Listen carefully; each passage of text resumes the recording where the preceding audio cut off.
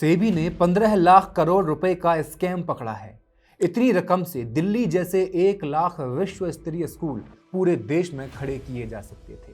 एक स्कूल में 1200 बच्चे पढ़ने जाते तो हर साल 12 करोड़ बच्चे पढ़ करके निकलते। इतनी बड़ी रकम से लगभग 3,84,000 लोगों को ऐसी नौकरियां दी जा सकती थी जो आज से ही 30,000 हर महीने सैलरी पाते, 30 साल के लिए पाते और महंगाई इंक्रीमेंट भत्तों के साथ उनकी सैलरी भी बढ़ती रहती। इतनी बड़ी संख्या में पक्के रोजगार पैदा करना किसी भी देश की अर्थव्यवस्था का चेहरा बदलने के लिए काफी था, लेकिन इतनी बड़ी रकम की हेराफेरी का आरोप सिर्फ एक व्यक्ति के माथे पर लगा है। नाम है राजेश और उनकी कंपनी का नाम राजेश एक्सपोर्ट्स लिमिटेड। सेबी के whole time member Kamlesh Chandra Varshney ने एक 109 पन्नों का ऑर्डर जारी किया है, जो किसी कानूनी दस्तावेज से ज्यादा एक खौफनाक खुलासे जैसा लगता है। इसमें कहा गया है कि कंपनी ने जो खेल रचा है वो इतिहास में पहले कभी नहीं सुना गया। सेबी को कोई भनक लगती इससे पहले रातों रात सारे एसेट्स ठिकाने लगा दिए जाते थे, सारे अहम रिकॉर्ड्स मिटा दिए जाते थे। लेकिन कैसे पकड़ में आया इतना बड़ा घोटाला? एक्सपोज फाइल्स के इस एपिसोड में कहानी 15 लाख करोड़ के महाघोटाले की।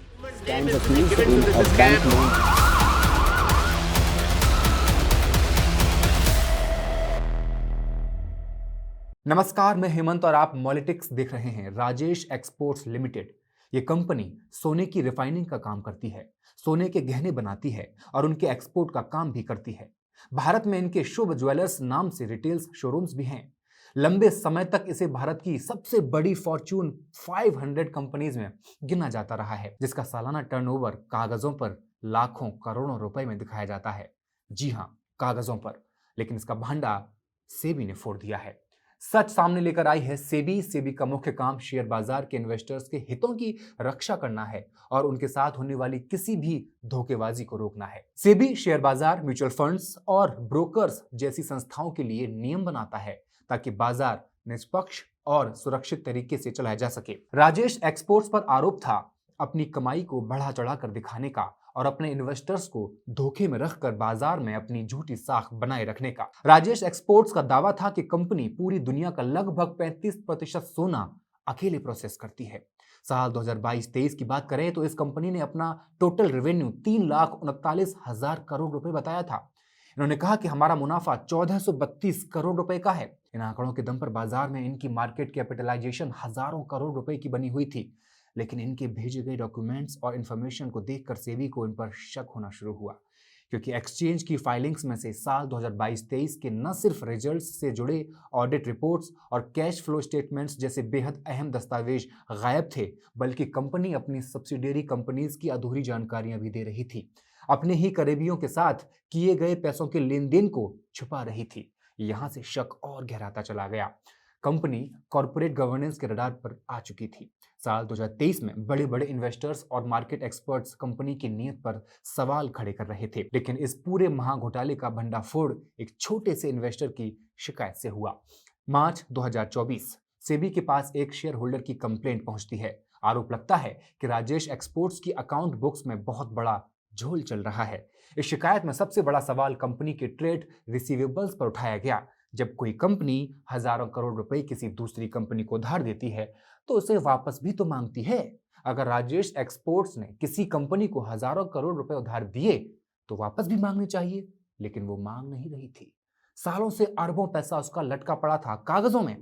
इसका मतलब क्या हुआ? आसान भाषा में, अगर कंपनी चुप है तो बहुत बड़ा झोल है।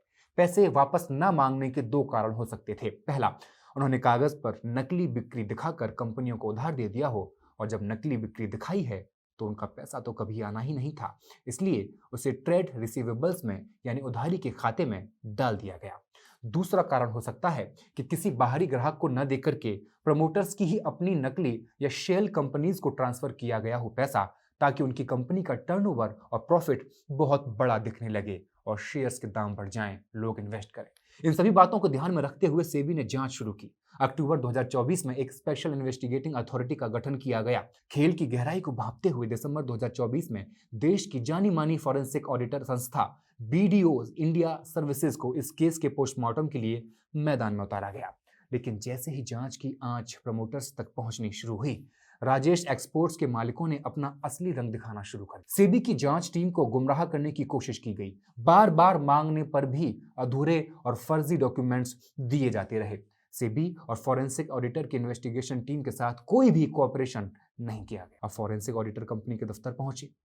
ईआरपी एक ऐसा सॉफ्टवेयर या सेंट्रल सिस्टम है जो किसी कंपनी के सभी अलग अलग डिपार्टमेंट्स को आपस में जोड़ता है और पूरी कंपनी का डेटा एक ही जगह लाकर रख देता है। ऑडिटर ने कहा, ईआरपी दिखाइए। राजेश एक्सपोर्ट्स के मैनेजमेंट ने ऑडिटर को कंपनी के ईआरपी सिस्टम को छूने तक नहीं दिया। सबसे अहम अकाउंटिंग रिकॉर्ड्स और जर्नल डंप्स को हाथ तक नहीं लगाने दिया। ऑडिटर ने कहा, चलिए हमें उन कंपनीज का ब्यौरा दीजिए जिनके साथ आप विदेशों में डील करते हैं। सेबी को विदेशों में जो इनकी सब्सिडियरी कंपनीज थीं, उनके जरिए पैसों की हेराफेरी का शक था, लेकिन उनकी भी कोई जानकारी नहीं दी गई। सेबी के लिए अब मुश्किल हो रही थी। मामला पेचीदा हो रहा था। शक काफी मजबूत था। कहानी सामने थी, बस सबूत हाथ आने की जरूरत थी। दफ्तर के भीतर ऑडिटर्स अब भी मौजूद थे। ऑडिटर्स ने कहा, हजारों करोड़ रुपए के संदेहास्पद ट्रांजैक्शंस हैं आपके। अपने सारे ट्रांजैक्शंस की लिस्ट दीजिए। बदले में सिर्फ मामूली दस्तावेज टीम को सौंप दिए गए। सेबी को समझ आ रहा था, घी सीधी उंगली से नहीं निकलेगा। सेबी ने जांच का रास्ता थोड़ा बदलना शुरू किया। अब निशाना बनाया गया राजेश एक्सपोर्ट्स के उस विदेशी जाल को जिसे इन्होंने विदेशों में अपनी सब्सिडियरी कंपनीज के नाम पर फैला रखा था। और शुरू हुआ एक खेल। इस खेल का सबसे बड़ा मोहरा बनकर सामने आई स्विट्जरलैंड की कंपनी वेलकेम्बी एसए। ये कंपनी दुनिया की सबसे बड़ी कीमती धातुओं की रिफाइनर्स में से एक मानी जाती है। सेबी ने जब इस सोने की साम्राज्य की परतों को उखाड़ना शुरू किया तो एक ऐसा चौंकाने वाला सच सामने आया जिसने सबके होश उड़ा दिए। साल 2020 और 21 से लेकर साल 2025-26 के बीच राजेश एक्सपोर्ट्स की टोटल कमाई का 97 से 99% हिस्सा राजेश एक्सपोर्ट्स से आया ही नहीं था। विदेशों में बैठी इनकी इन्हीं सब्सिडरीज और स्टेप डाउन कंपनीज के खातों से आ रहा था ये सारा पैसा। उदाहरण के तौर पर साल 2022-23 में कंपनी ने दुनिया को अपनी टोटल कमाई 3,39,000 करोड़ रुपए दिखाई थी। लेकिन जब भारत की लिस्टेड कंपनीज की अकेले की कमाई देखी गई इन भाई साहब की, तो वो सिर्फ 5762 करोड़ रुपए निकली। यानी बाकी का सारा खेल विदेशी धरती पर रचा जा रहा था।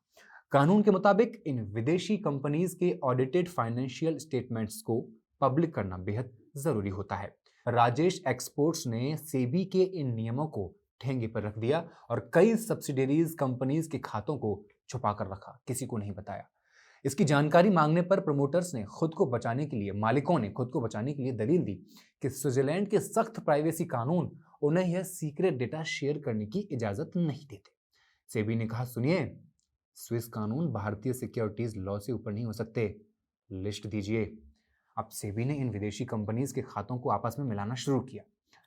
सेबी ने वेलकेम्बी एसए के ओरिजिनल और ऑडिटेड खातों को उठाया और उसकी तुलना राजेश एक्सपोर्ट्स द्वारा भारत में दिखाए गए भारी भरकम कंसोलिडेटेड आंकड़ों से करना शुरू किया।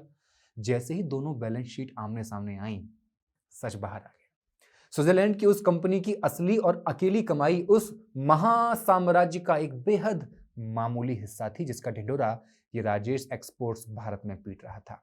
यानी जो हजारों लाखों करोड़ का टर्नओवर ये कंपनी अपनी विदेशी कंपनीज के नाम पर भारत के शेयर बाजार में दिखा रही थी, वो असल में सिर्फ कागजों पर रचा गया एक बहुत बड़ा मायाजाल था। सेबी ने कहा कि राजेश एक्सपोर्ट्स ने साल 2020-21 से लेकर साल 2024-25 के बीच अपनी विदेशी कंपनियों के नाम पर पूरे 15.15 लाख करोड़ रुपए का, यानी 15 लाख करोड़ से भी ज्यादा का फर्जी और मनगढ़ंत रेवेन्यू दुनिया को दिखाया है, जो कि इस दौरान उनकी विदेशी कमाई का लगभग 99.8% हिस्सा है। मतलब विदेशी कंपनीज के नाम पर दिखाया गया पूरा का पूरा धंधा ही फर्जी निकल गया। लाखों निवेशकों ने कंपनी के इन झूठे आंकड़ों को देखकर अपने खून पसीने की गाढ़ी कमाई इनके शेयरों में झोंक दी।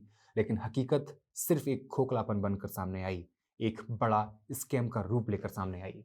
लेकिन ठहरिए, ये पूरा सच नहीं है। जांच में एक नया किरदार सामने आया, affluence shares and stocks private limited. ये बाजार में रजिस्टर्ड एक स्टॉक ब्रोकर है। राजेश एक्सपोर्ट्स के बही खातों के मुताबिक कंपनी ने साल 2022 से 2024 के बीच इस ब्रोकर कंपनी के साथ मिलकर लगभग 11,487 करोड़ रुपए की सेल यानी बिक्री की और 11,488 करोड़ रुपए की परचेज दिखाई, खरीदा भी।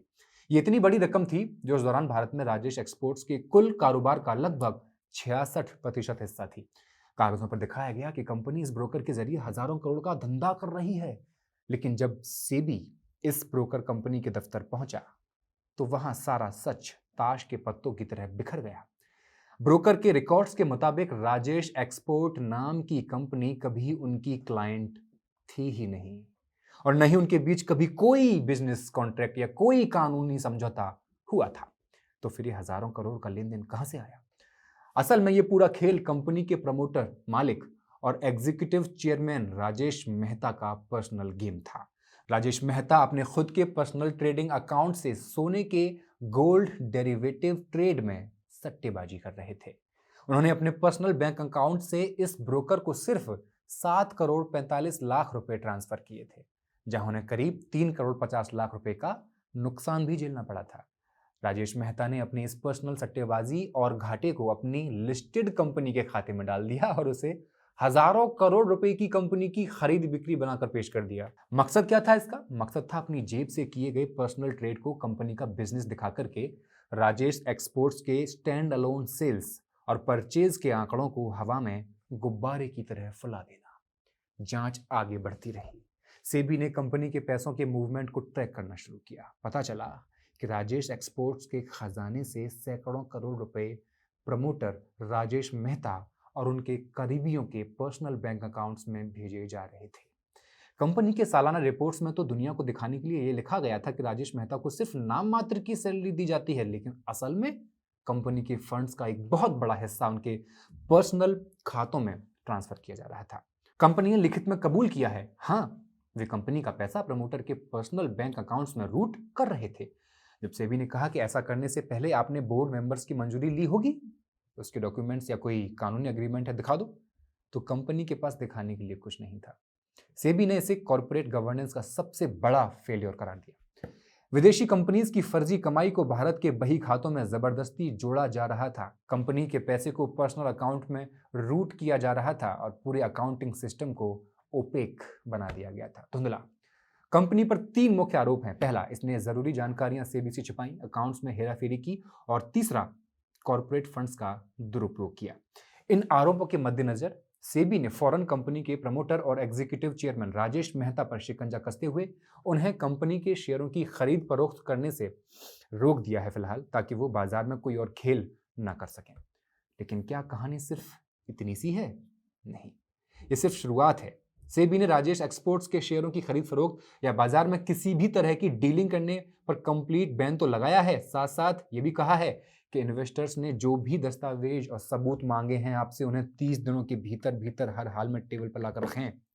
सेबी ने इस पूरे एक नई फॉरेंसिक ऑडिटर की नियुक्ति का फरमान भी सुना दिया है, और जो सरकारी ऑडिटर्स आंखें मूंद कर इस 15 लाख करोड़ के फ्रॉड पर अपनी रजामंदी की मोहर लगा रहे थे ना, उनके खिलाफ बड़ी कार्रवाई के लिए रेगुलेटरी बॉडी सेबी ने एनएफआरए को मामला सौंप दिया है। आगे क्या क्या होता है जानने के लिए सब्सक्राइब कर लीजिए मॉलिटिक्स को। शुक्रिया।